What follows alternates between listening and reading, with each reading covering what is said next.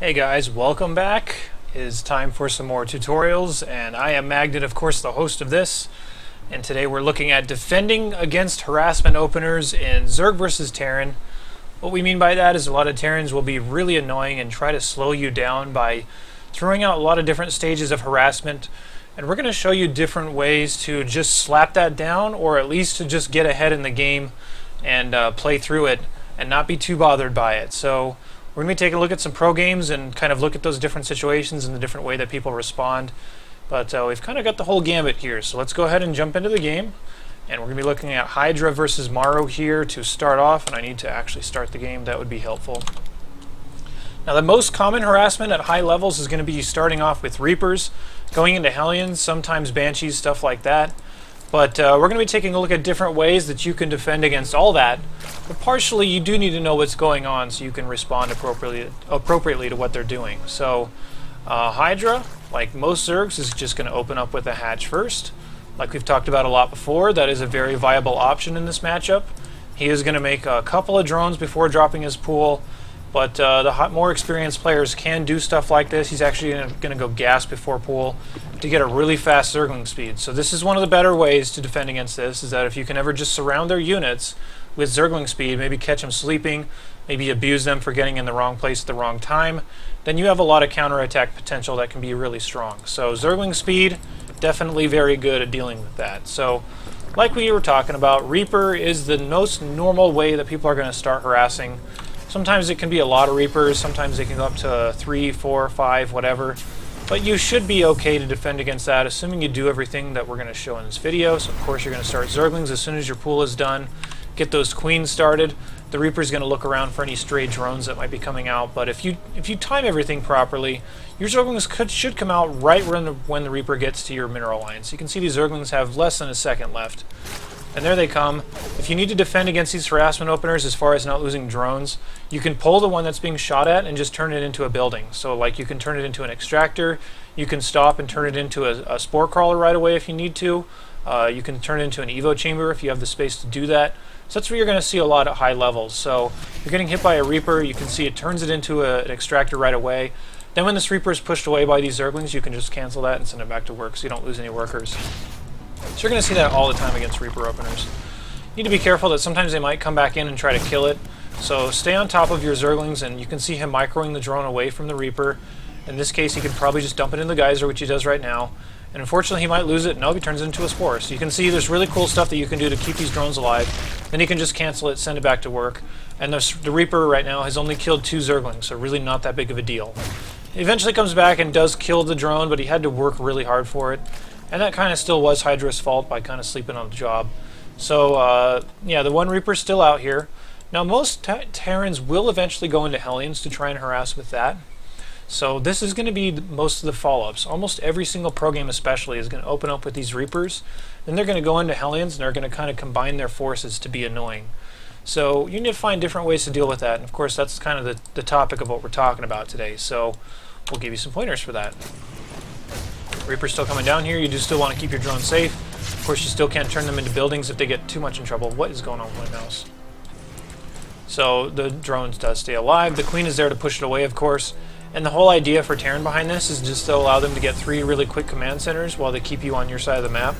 But if you have a fast enough Zergling speed, then Hydra can just say, well, screw all that. I'm going to have Zergling speed so fast that I can take my third, and if you really try to push out here with your first couple of Hellions against the Zergling speed, then you're going to have a lot of trouble. So the Zerglings are already being really irritating, and this is one of the better ways to defeat harassment openers, is just to push them back to their side of the map and keep them on their side of the map with continued aggression.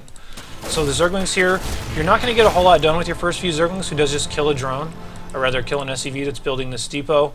He's delaying the wall for a little longer, and if you have, you know, maybe like 15 or so Zerglings there against the first couple Hellions and they decide to get on the map with that, there's really no way they're going to trade well against that. They need about 4 to start being effective. I really don't get why my mouse flies all over the place sometimes, but nevertheless, it happens, I guess. So taking the third base is Hydra, and you want your third down at about 6 minutes. If you can get it down that fast against these harassment openers, these units don't typically carry enough DPS to kill that third base. So That's one of the better ways to do this. So typically against these harassment openers, you want to take your third as soon as possible. Then you want to start pushing your creep out to that third so you can use your extra queens to defend against this.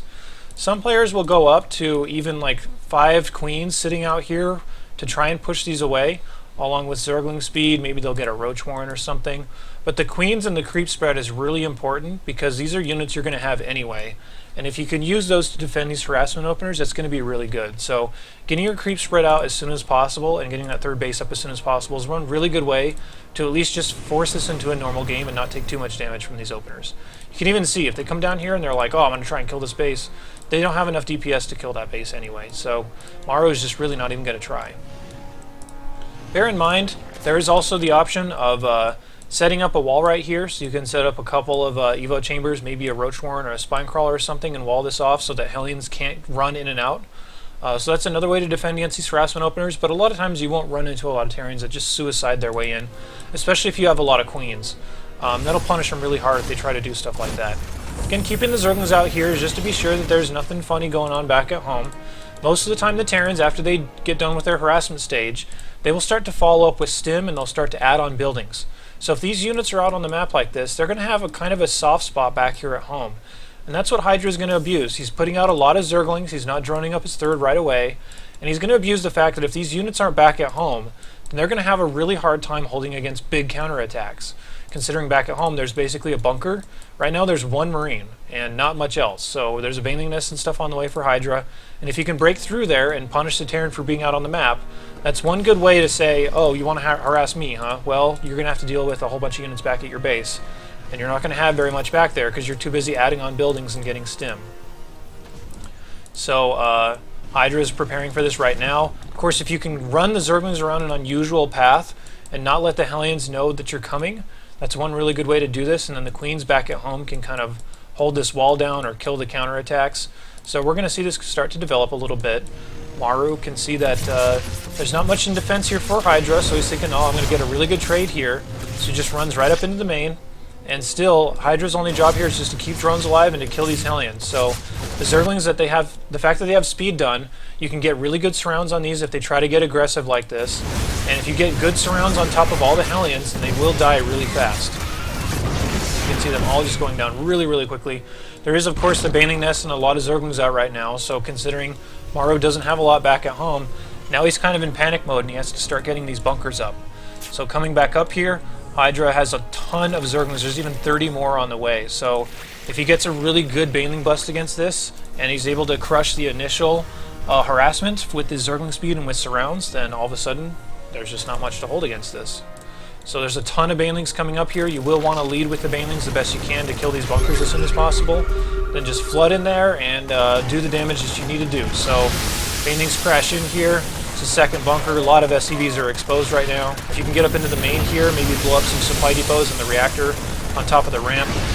This is really bad for Terran. Maru can't even make more units because he's supply blocked right now. So this is kind of game-ending damage if you can pull off attacks like this. And just kind of punish the Terran for not being back at home and for making those harassment units not really do anything. So Hydra doing a great job here. You can see this game ends in just a couple of minutes. So from here, the whole story is just Maru loses way too many SCVs to Hydra's counterattack. And Hydra doesn't even really need to keep producing Zerglings at this rate. He's just droning back at home because he knows I've already done a lot of damage and I can play out a longer game. You really think you can come back from being down 60 supply? LOL. This game's pretty much over. So that's one way to do it. Get fast Zergling speed and just try to counterattack and abuse the fact that he's not back at home. And if he tries to run in, you'll have enough Zerglings just to surround it and crush it. So take a look at another one. This is again Maru being abused, and this time it's going to be by life. This is going to be a little bit different than what we saw before, and strangely enough on the same map. So we can see players getting used to Maru being really annoying, so kind of a recurring theme here. So we're going to see basically the same openers from both these guys. I would not be surprised if Life did a pool first or something weird like that, because Life is known for doing that. But hatch first is the common thing, considering you can go into pretty much whatever you want off of hatchery first. And it is going to be pool first. So this is what I was saying about Life. Life does really interesting things like this. He kind of throws a wrench into the gears of what most people expect. This is much different because if they open Reaper and you already have Zerglings on the field and most of the way to the Terran base, then they have to keep that Reaper at home, and they won't be getting out to your base and getting drone kills. So this is one of the benefits of opening pool first in this matchup. It's a little weird, it can get you into a little bit of a trouble sometimes, but if they go for really aggressive early openers, then this is one of the ways you can punish them really hard. Because if you remember last game, the Reaper was at the Zerg base by the time the Zerglings spawned, so the Reaper's coming over to the Zerg base now, and let's see where it is now. So he gets into the Zerg base just like he did in that previous game, but all of a sudden, let's see where the Zerglings are. They're already at Maru's base, so if Maru tries to take a command center on the low ground, that's probably going to get cancelled by the Zerglings that are coming out. So Maru has to take it on the high ground, as we can see here. And Life easily has a Queen out already to push this Reaper away, and easily has a Zergling count to continue to push this away if it keeps going on. So getting in really good shape there is Life. So Maru just trying to get some more Reapers out on the field, and Life has total map control right now. He can drone, he can produce extra Queens. Just these early pair of Zerglings is one really good way to keep the Reapers back at home and keep them off of Life's back for a while. So there's no way he should lose drones against something like this. And this is even so aggressive that Maru decides to keep his Reapers back at home. But like we were talking about, Hellions are on the way. They're the most viable transition after starting off with the Reapers. And Terrans are really going to want to get them in pretty much every game. I think I know what's actually going on with this. Sorry, let me change this really fast. My sensitivity is just way too quick. Let's get that lowered. Okay, we should be good now. Now it won't be as frantic for you guys, so I apologize if that was a little bit hard to watch, but we're in better shape now. So, getting out on the map, you can see the same philosophy is underway as the previous game. The creep spread is underway from Life, and he's taking a third base at about 6 minutes. So if you can get that going, that'll help you protect against a lot of different harassments, just because you'll have the health on the hatchery before the Terran tries to get too aggressive. So he's starting to push out with more Reapers and Hellions right now, but if this has already started and the drone doesn't get killed on its way down there, then you're in good shape, as long as you keep pushing your creep out. So back at home, this is a little bit of a different variation of harassment you could experience. The Banshee follow-up is going to be coming, and we're going to see that here in just a second. But this time, rather than like a baning nest or something weird, Life is just putting out roaches. And just this small handful of roaches is going to be plenty to push this stuff away. And it's going to be really hard for Terran to hold this back at home with only 4 or 6 Hellions rather, and 2 Reapers, as well as the Banshee that's on the way. It's going to force the Banshee to stay home.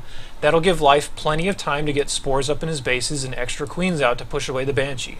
So this is, again, one of the ways that you can just crush these by pushing them back to their own base, making them have to stay there to defend against what you're doing, rather than them just being willy-nilly out on the map and you just trying to not die against that. So the Queens, again, should be pushing out creep a little bit more aggressively, but not quite doing that quite yet.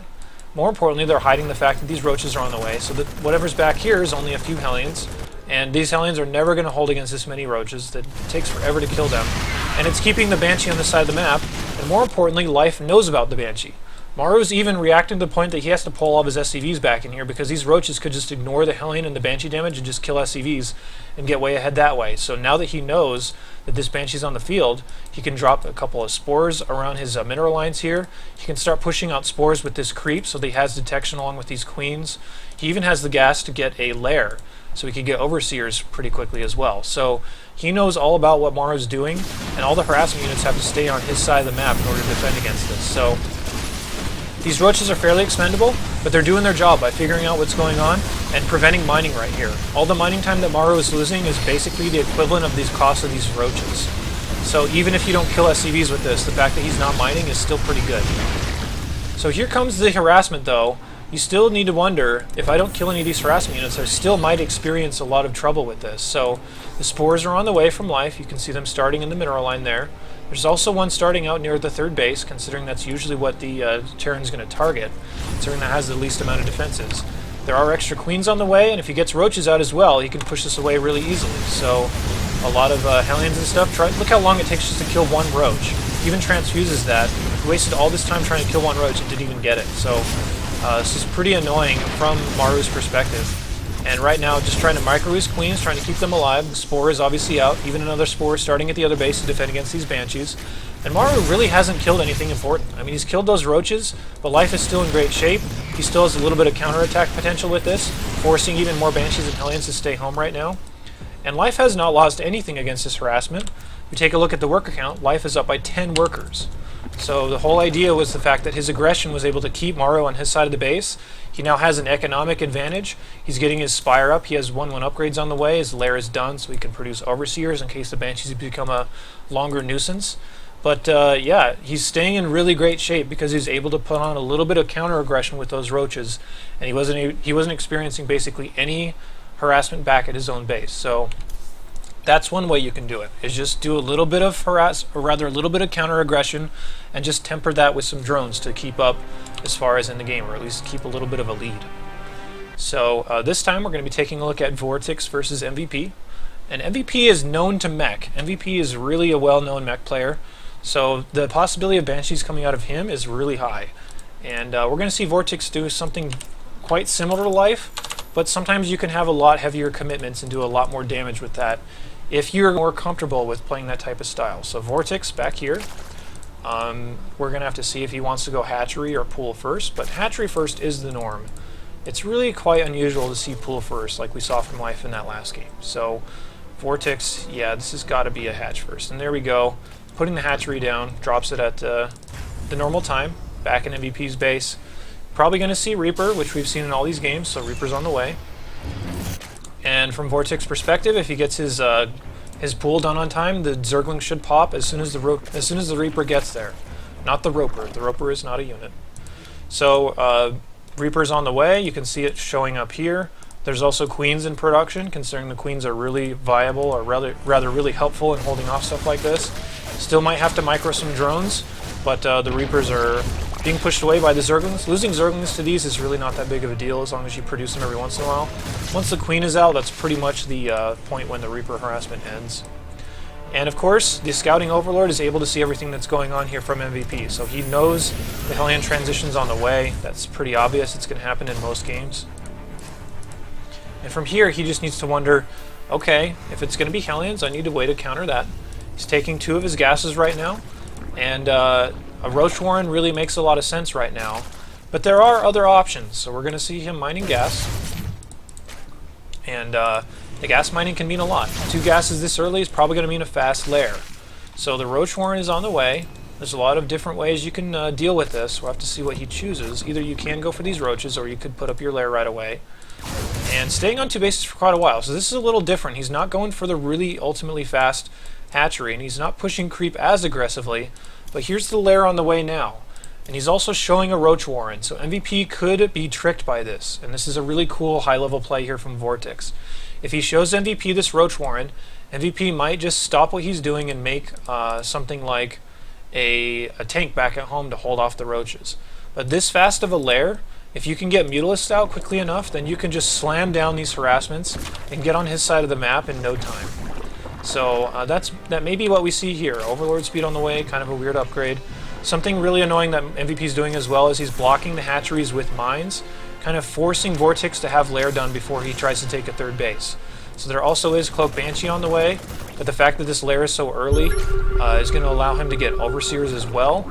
And if he starts to Spire right away, that'll be really good for him, because then there's really no units out right now that can deal with that. There's only Hellions on the map, there's going to be a Banshee on the map, and none of that can hit Mutalisks. So if he gets Mutalisks on top of all the harassment units from MVP and kills them, while mitigating damage with something like a wall right here that we see, then he's going to be in really good shape, and he can counterattack right away. So Overseer's on the way now, Roach Speed's on the way now, so this isn't quite what we expected as far as the Mutalisk play, but that definitely is viable. Just wanted to mention that that was always an option. This 2-base lair and a really fast Mutalisk is an option to try and shut down these things. But he's going for something different. He's going for Roach Speed, and he's going for Roaches. So if he puts out a ton of Roaches and MVP's caught sleeping somewhere, you can see he's not even showing the Roaches right now. He's only showing Zerglings and the Queens to the harassment units. And if the harassment units commit too far up and the Roaches kill him, then all of a sudden, what's back at home here for MVP? There's really nothing on the way. There's some more Hellions coming out, another factory. You can see he's a known player to play mech. There's only, I think, 2 Banshees out. It's usually the number that you do with Cloak. So if he gets enough roaches and MVP's not expecting this, and all of a sudden he can walk across the map and just dominate with these roaches. He takes a third right away, but he's continuing to make roaches here. You can see, like I said, it was going to be similar to what we saw from Life. And something else that's also really, really cool is this Ventral Sacs upgrade that he's getting. So that if MVP has a lot of tanks back here for some reason, let's say he did the option we were talking about before, he saw the roach warning, he made a tank, then you can just drop roaches on top of the tanks and just be like, alright, well, if you want to kill yourself, or if you want to not be able to fire because there's roaches right on top of you, then I'm okay with that. But really aggressive roach follow-ups are always also a really good way to shut down these harassment openers and just shove them back in the opponent's base so that you're not getting harassed and the opponent is dying in the meantime. So roaches are coming up now, and because MVP's tank was too late, he's going to have a lot of trouble holding this off. The roaches start to crash in there.